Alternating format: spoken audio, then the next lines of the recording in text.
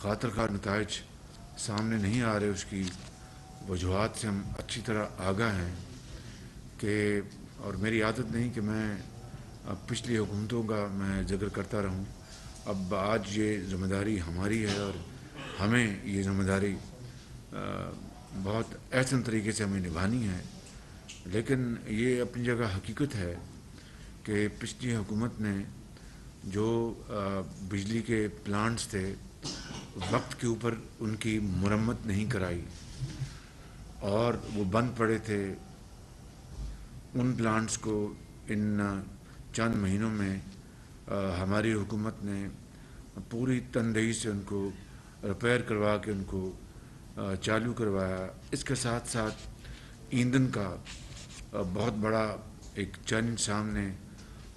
بن کے آیا. اس کی ایک سے زیادہ وجوہات ہیں. ایک تو جو عالمی منڈیوں میں جو تیل اور گیس کی قیمتیں وہ شاید پچھلی دہائیوں میں بلند ترین سطح پہ ہیں اور $118 تک کروڈ آئل چلا گیا پر بیرل. اور اسی طریقے سے گیس بھی بہت ہی زیادہ مہنگی ہو چکی. تو یہ ہمیں سوچنا ہوتا ہے کہ ہم اتنے مہنگے تیل کے اوپر اور اتنی مہنگی گیس کے اوپر جب بجلی بنائیں گے تو ہمارا زر مبادلہ اس کے اوپر کتنا خرچ ہوگا. اور جو کہ ہم ایک ایک پائی بچانے کے لیے دن رات کوشش کر رہے ہیں. ہم نے یہاں تک کیا کہ جو امپورٹ ہے ہمارے خام مال کی، مشینری کی، ان کے اوپر بھی ہم نے پابندی لگائی آج سے 1 مہینہ پہلے، تاکہ ہم سال میں کوئی $2، 2، 3 ارب اس سے بچا لیں. اسی طریقے سے جو مہنگا ترین جو ایندھن ہے اس کو خریدنے کے لیے بھی، چاہے وہ کوئلہ ہے، چاہے وہ گیس ہے یا تیل ہے، یہ بالکل ان آئٹمس کی قیمتیں آسمان سے باتیں کر رہی ہیں. تو ہم نے جو پیچھے ابھی حالیہ ہفتوں میں جو ٹینڈر ہم نے جو منگوائے اس میں یعنی کئی ٹینڈرز میں بڈز نہیں آئیں، اس لیے کہ وہ گیس جو ہے وہ اب بعض جو ترقی یافتہ ممالک ہیں وہ خرید رہے ہیں. جو ریسنٹ کرائسس جو چل رہا ہے یوکرین کا، اس کی وجہ سے، اور جو سیلر جو ہیں انہوں نے بڈز ہی فائل نہیں کی. اس سے ہمیں ایک بہت بڑا سیٹ بیک ہوا. اسی طریقے سے اگر کوئی گیس کا ٹینڈر آئے تو $40 پر یونٹ، اور وہ یقیناً ہم نے ایک کانشیس فیصلہ کیا کہ $40 پر یونٹ گیس جو ہے وہ اتنی مہنگی ہوگی کہ ایک تو ہمارا فارن چینج اس سے اپنا بہت خرچ ہوگا اور دوسرا بہت مہنگی بجلی بنے گی. تو ہم نے وہ $40 پر یونٹ گیس خریدنے سے ہم نے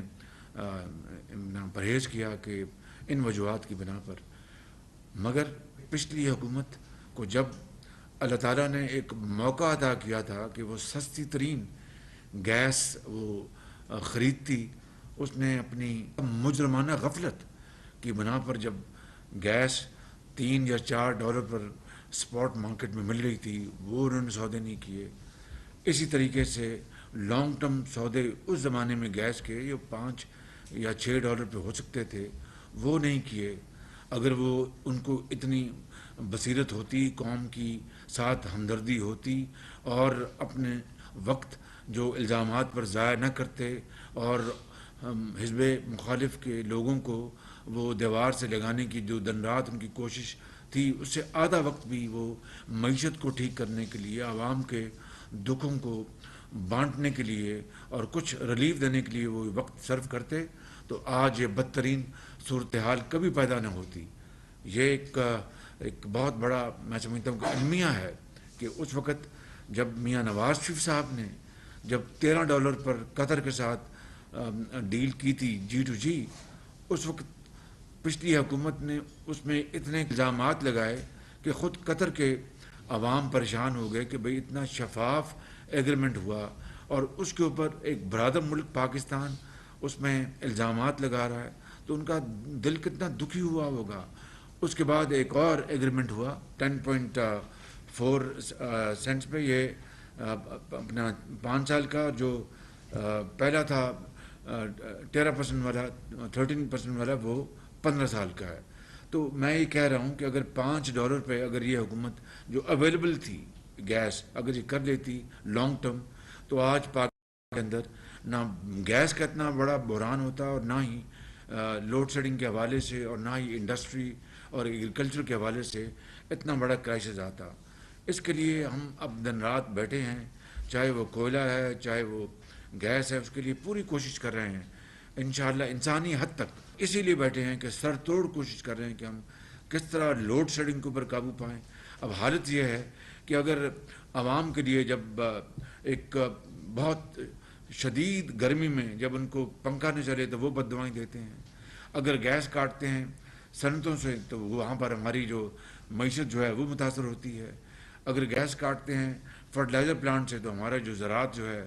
اس کو خطرہ لاحق ہوتا ہے, اگر گیس کاٹتے ہیں ٹیکسٹائل سے تو ہماری جو ایکسپورٹ جو ہیں ان کو دھچکا لگتا ہے. تو it's a very very difficult challenge کہ اور اس کے لیے ہم اب سر جوڑ کر بیٹھے ہیں کہ کیا بیسٹ آپشنز اویلیبل ہیں جس سے کہ ہم اپنی جو بجلی کی لوڈ شیڈنگ جو ہے اس میں ہم کمی لا سکیں. عظیم دوست چین کے حوالے سے جو ہمارے سی پیک کے تحت جو کوئلے کے پلانٹ لگے ہیں بجلی جو پیدا کرتے ہیں, اب کوئلہ جو ہے باہر ساؤتھ افریقہ میں اپنا قیمتوں کو آگ لگی ہے بالکل. اس لیے ہم اس وقت یقیناً ایک مشکل صورتحال میں ہیں, لیکن انشاءاللہ اللہ تعالیٰ نے چاہا تو ہم انشاءاللہ ان مشکل حالات سے نکلیں گے. دن رات کوشش جاری ہے. چائنا کے حوالے سے ریوالونگ اکاؤنٹ جو ہے وہ جو کہ نہیں کھولا گیا تھا, کمٹمنٹ کے باوجود پچھلی حکومت نہیں کھولا ریوالونگ اکاؤنٹ, اور اس سے چین کی حکومت کو بڑا سخت اعتراض پیدا ہوا تھا, اس کو بھی انشاءاللہ ہم ہینڈل کر رہے ہیں. اسی طریقے سے جو ایک حویلی بہادر شاہ میں 1250 میگا واٹ کا ایک نیا پلانٹ جو جرمن کمپنی سیمنز نے ہمارے زمانے میں وہ لگایا تھا, اس کی پہلی ٹربائن 2018 میں پہنچ گئی تھی اپنا سائٹ پر. وہ 2.5 سال پہلے یا 2 سال پہلے وہ چل جانا چاہیے تھا 1250 میگا واٹ کا وہ پلانٹ, لیکن وہ ہنوز بند پڑا ہے کیونکہ پچھلی حکومت کو نہ توفیق ہوئی نہ انہوں نے خیال کیا. کئی پتہ نہیں 30-40 ارب روپے قوم کے ضائع ہو چکے ہیں اوور رنز کی شکل میں اور دوسرے مدات میں, اور وہ پلانٹ جو ہے نہیں چل سکا. اسی طریقے سے جو ہمارے پن بجلی کے منصوبے تھے سی پیک میں ان میں تاخیر ہوئی, اور جان بوجھ کے میں یہ کہوں گا تاخیر کی گئی, کوئی دلچسپی کوئی نہیں تھی. اپنا چلتے ہیں پلانٹ چلیں, نہیں چلتے نہ چلیں, ان کی بلا سے پاکستان کے عوام کی کیا صورتحال ہے اس سے ان کو کوئی غرض نہیں تھی. ہم سامنا کر رہے ہیں, لیکن اللہ تعالیٰ نے چاہا تو انشاءاللہ ہم بڑی کوشش کے ساتھ لگے ہوئے ہیں کہ جو پلانٹس جن میں تاخیر ہوئی ہے اور بڑی ہی سیریس ڈیلے ہوئی ہے ان کو ہم جلد سے جلد چلائیں, چاہے وہ پن بجلی کے منصوبے ہیں, چاہے وہ تھرکول کی بنیاد پر اپنا منصوبے چلنے ہیں, چاہے وہ حویلی بہادر شاہ کا ہے. تو ان تمام اپنا مشکلات کا میں نے اس لیے ذکر کیا کہ یہ